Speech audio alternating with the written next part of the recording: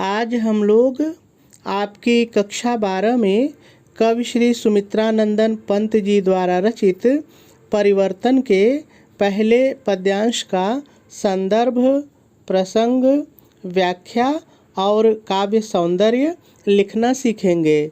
लेकिन सबसे पहले हम लोग हमेशा की तरह एक बार इस पद्यांश को पढ़ेंगे और इसमें जितने भी शब्द आए हैं पहले इन सभी शब्दों पर एक नज़र डालेंगे और यदि इनमें से किसी का भी अर्थ कठिन होगा तो पहले उसका सरल अर्थ देखेंगे, फिर उसके बाद हम लोग इस पद्यांश की व्याख्या को सीखेंगे।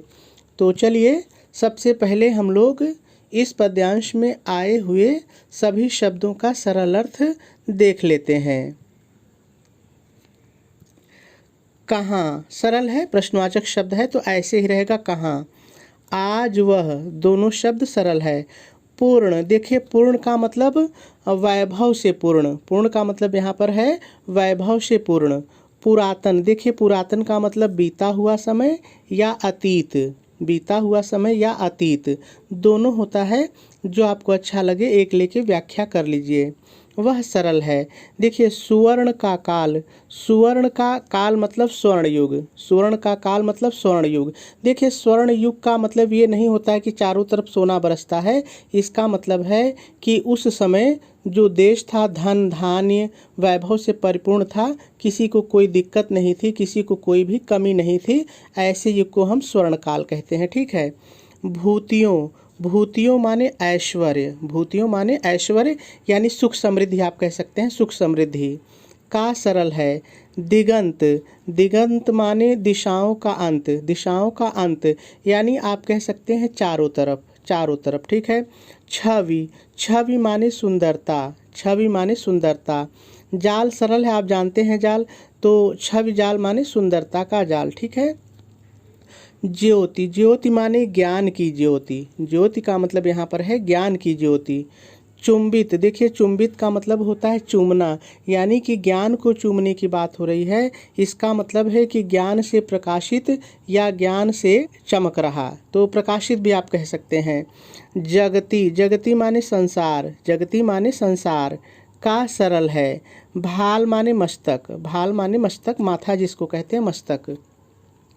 राशि, राशि, राशि राशि माने कण कण, राशि राशि माने कण कण। विकसित, देखिए यहाँ पर विकसित का मतलब है हरियाली से युक्त, विकसित यानी हरियाली से युक्त। वसुधा माने पृथ्वी, वसुधा माने पृथ्वी। का वह, दोनों शब्द सरल है। यौवन विस्तार, देखिए यौवन विस्तार मतलब यौवन का विस्तार, यौवन का विस्तार यानी जवानी का विस्तार।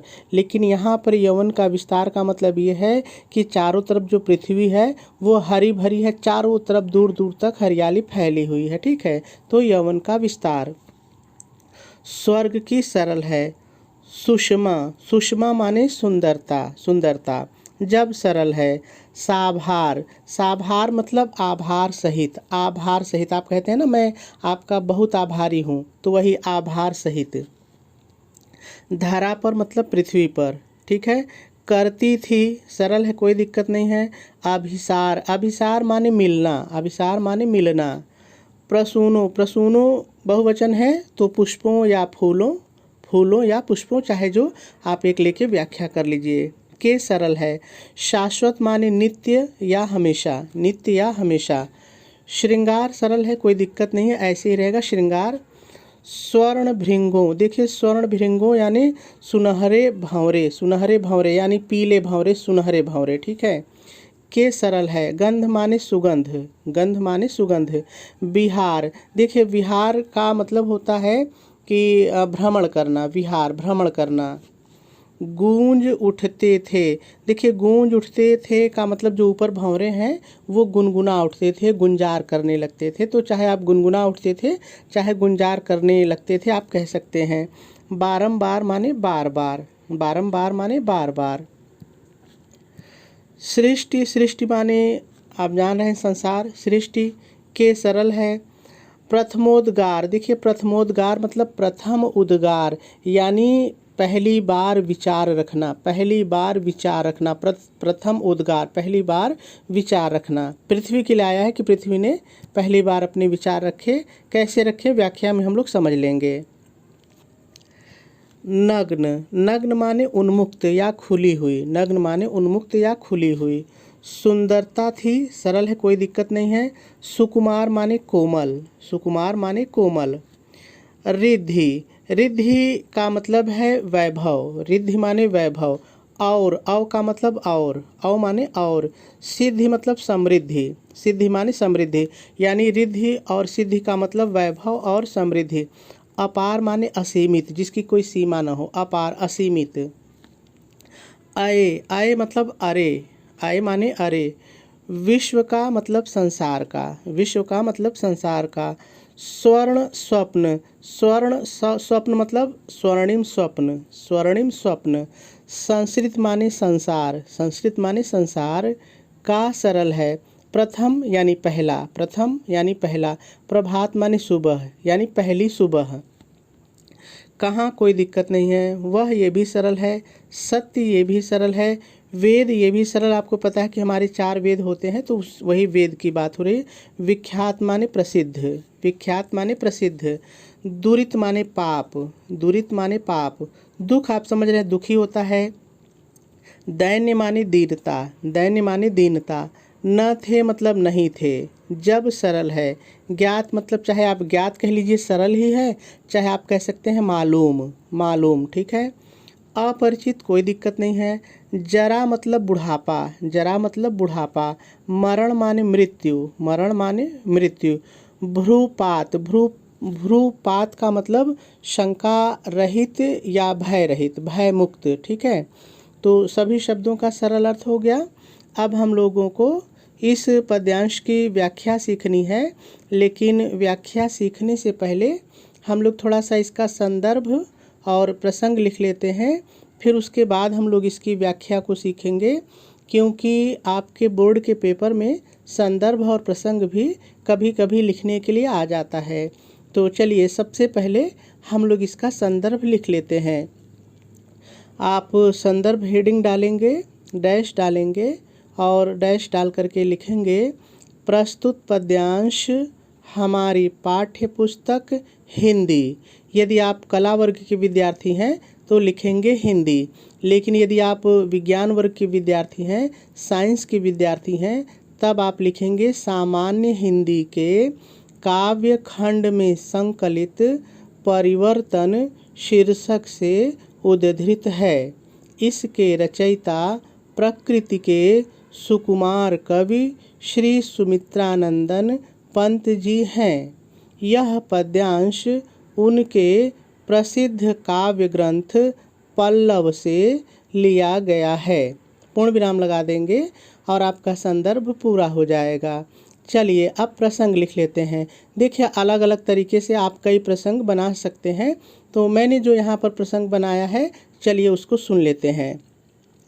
आप प्रसंग हेडिंग डालेंगे, डैश डालेंगे और डैश डाल करके लिखेंगे, प्रस्तुत पद्यांश में कवि ने अतीत को अत्यधिक समृद्धशाली और वैभवपूर्ण बताया है। पूर्ण विराम लगा देंगे और आपका प्रसंग भी पूरा हो जाएगा। चलिए, अब हम लोगों को इस पद्यांश की व्याख्या सीखनी है। देखिए, इसकी व्याख्या बहुत ही सरल है। बस आपको ध्यान क्या देना है कि कई जगह हम लोगों को जब शब्द अपने से जोड़ना है।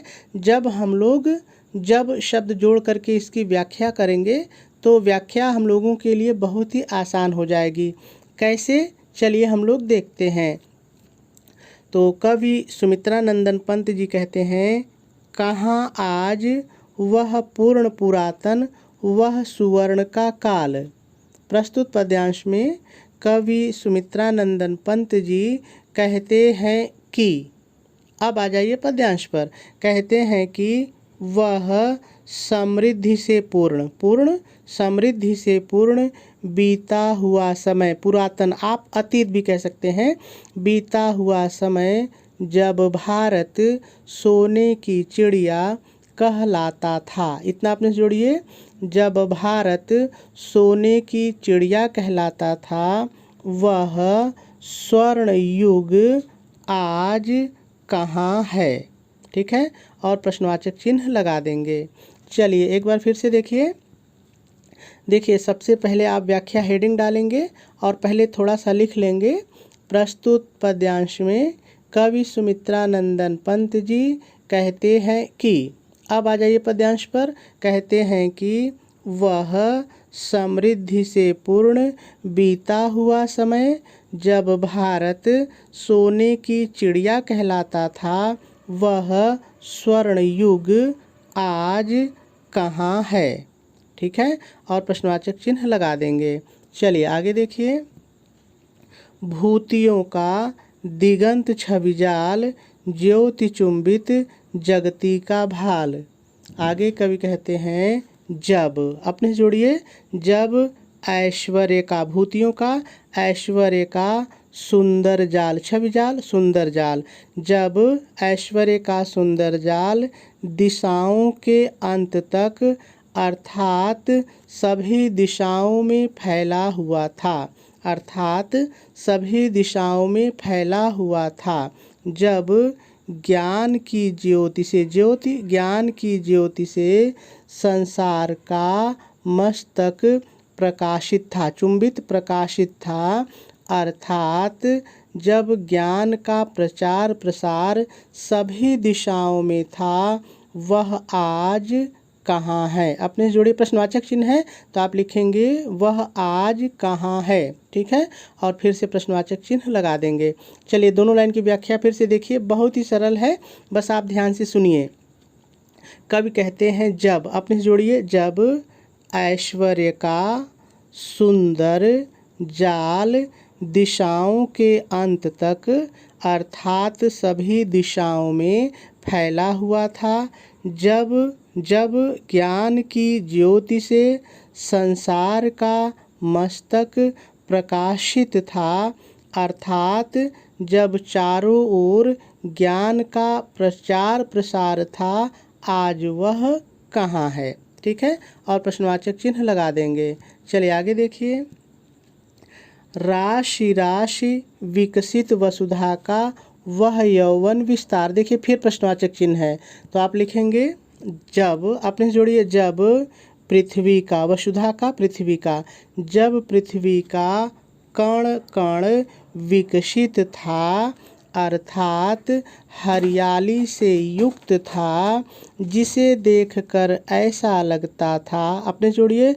जिसे देखकर ऐसा लगता था मानो वह अपने यौवन का विस्तार कर रही हो, आज वह कहाँ है। और फिर प्रश्नवाचक चिन्ह लगा देंगे। फिर से देखिए बहुत ही सरल है।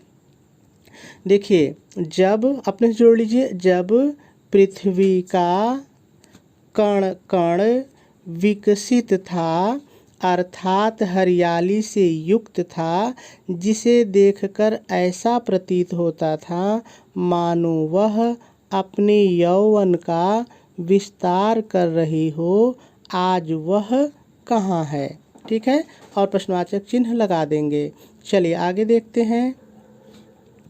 आगे कवि कहते हैं स्वर्ग की सुषमा जब साभार धरा पर करती थी अभिसार, प्रसूनों के शाश्वत श्रृंगार स्वर्ण भृंगों के गंध विहार, गूंज उठते थे बारंबार सृष्टि के प्रथमोद्गार। इतनी लाइन एक साथ लेते हैं तो देखिए हो जाएगा। जब स्वर्ग की सुंदरता आभार सहित पृथ्वी पर मिलने आया करती थी, जब विभिन्न प्रकार के फूलों के द्वारा हमेशा धरती का श्रृंगार होता था, जिसकी सुगंध से प्रभावित होकर सुनहरे भंवरे भ्रमण करते हुए बार बार गुंजार कर उठते थे, जिसे सुनकर ऐसा लगता था मानो सृष्टि का वह प्रथम उद्गार है, अर्थात मानो पृथ्वी पहली बार अपने विचारों को प्रकट कर रही हो, और पूर्ण विराम लगा देंगे। चलिए फिर से देखिए, बहुत ही सरल है, बस आप ध्यान से सुनिएगा और मेरी कलम देखिएगा। जब स्वर्ग की सुंदरता आभार सहित पृथ्वी पर मिलने आया करती थी, जब विभिन्न प्रकार के फूलों के द्वारा हमेशा धरती का श्रृंगार होता था, जिसकी सुगंध से आकर्षित होकर सुनहरे भंवरे भ्रमण करते हुए बार बार गुंजार कर उठते थे, जिसे सुनकर ऐसा प्रतीत होता था मानो सृष्टि का वह प्रथम उद्गार है, अर्थात मानो पृथ्वी पहली बार अपने विचारों को व्यक्त कर रही हो। यहाँ पर थोड़ा सा समझ लीजिए कहने का क्या मतलब है। देखिए यहाँ पर कवि ये कह रहे हैं कि जब भंवरे गुंजार करके बोलते थे तो ऐसा लग रहा था जैसे मानो पृथ्वी बोल रही है, पृथ्वी अपने विचार अभिव्यक्त कर रही है। तो वही कह रहे हैं, देखिए वही कह रहे हैं, फिर से एक बार देख लीजिए, चारों लाइन थोड़ा बड़ा है तो चारों देख लीजिए। कहते हैं जब, यहाँ से शुरू करिए, जब स्वर्ग की सुंदरता आभार सहित धरती पर मिलने आया करती थी, जब विभिन्न प्रकार के फूलों के द्वारा हमेशा धरती का श्रृंगार होता था, जिसकी सुगंध से आकर्षित होकर सुनहरे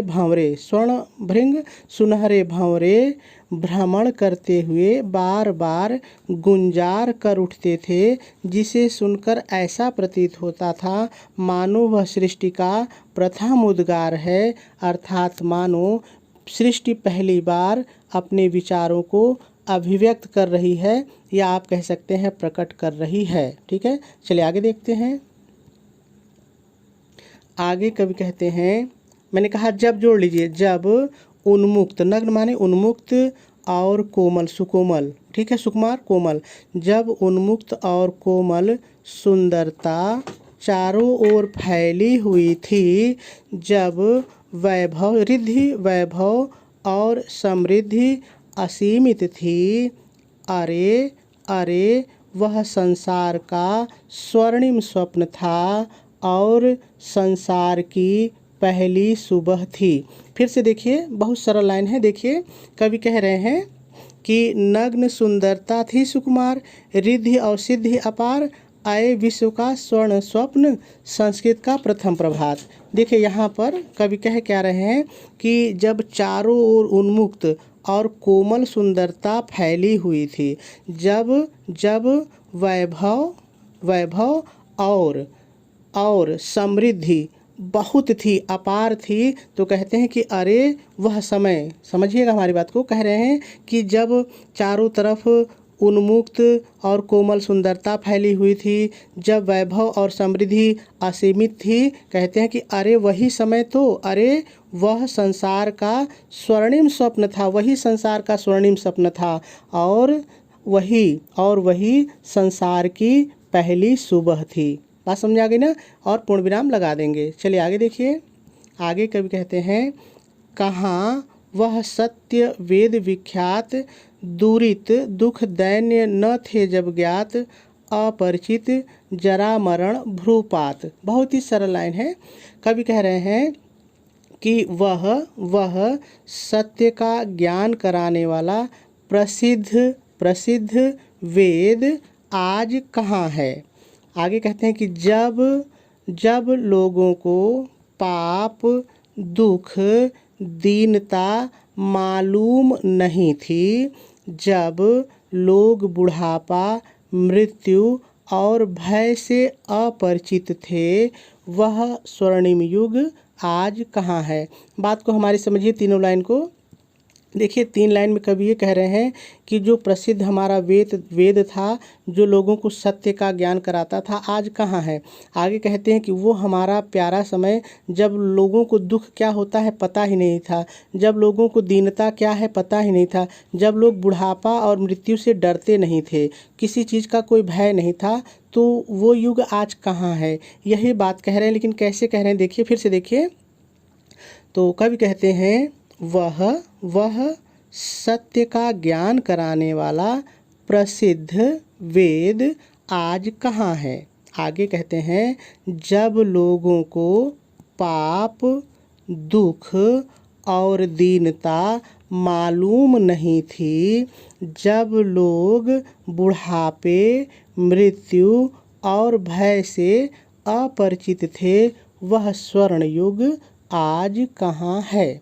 ठीक है, और पूर्णविराम लगा देंगे। आपकी व्याख्या पूरी हो गई। चलिए अब हम लोग इसका काव्य सौंदर्य देख लेते हैं।